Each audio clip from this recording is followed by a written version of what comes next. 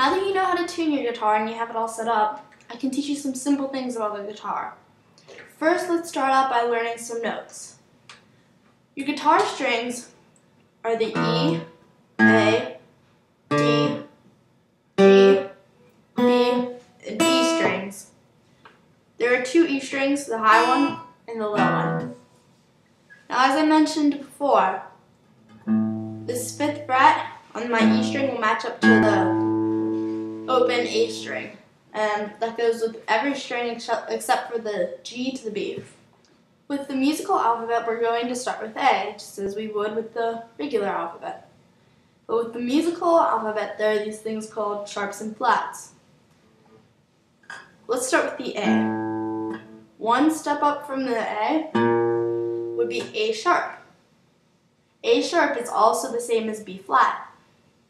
Sharp just means that it's 1/2 step above whichever note it's named after, and flat means it's 1 step below whatever note it's named after. So this would be an A sharp. Then we would go to B. Now from after B, it goes directly to C, which is a little bit weird, but it works in the theory. And then after C, we go to C sharp, which is also D flat, and then D, which can also be played as an open string, and then D sharp or E flat, E, and then it does the same thing from B to C. It does this little weird E to F. From F, we get to F sharp, which is also the same as G flat. And then we get to G, which can be played as an open string, and then G sharp or A flat, and then back to A. And that's how the music alphabet goes. Now the first step to learning guitar would just be to memorize these string names: E, A, D, G, B, and E. This is so that you can memorize your notes more easily. Once you memorize those notes in first position being the first 4 frets,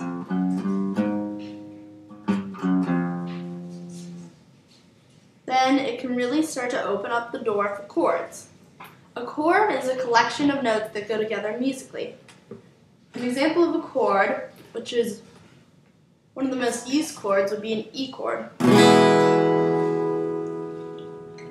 Now the E chord is made up of E, and then B, followed by another E.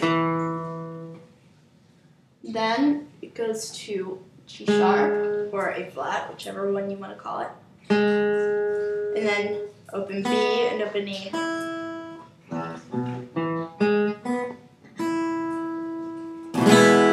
And that's your standard E chord.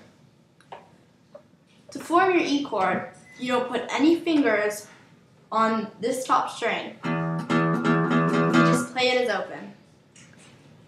And then you put your second finger, or your middle finger, on the 2nd fret of your A string, which is the next string below.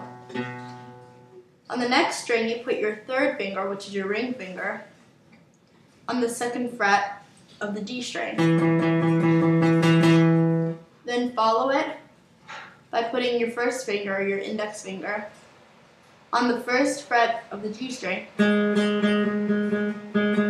And then the next 2 strings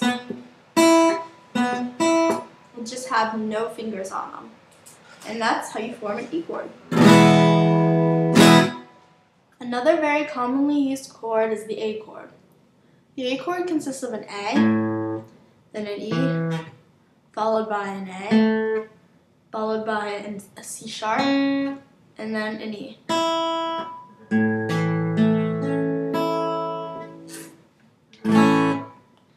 As you can see, whenever I play an A chord, I start at the A string. I keep the string open, and then I put my 1st finger, my index finger, on the 2nd fret of the D string.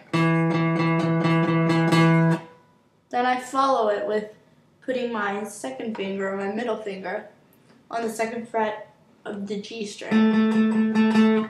And then the last step is to put your 3rd finger, or your ring finger, on the second fret of the B string, and then just keep the E string open.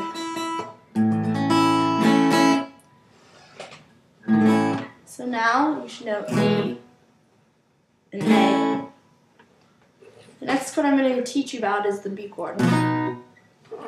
Another commonly used chord is the B chord. Just a regular B major chord. It's more considered a power chord since it only has the root, fifth, and the root again.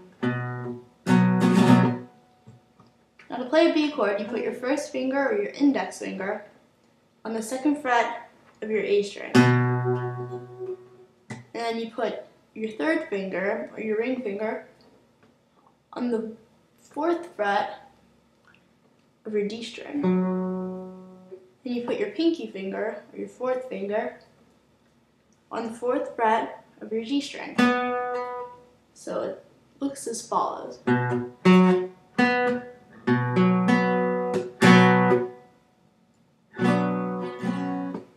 So it's just this.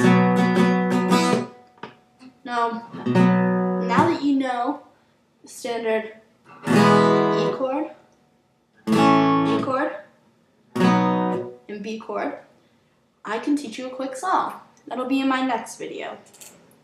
Hope to see you there.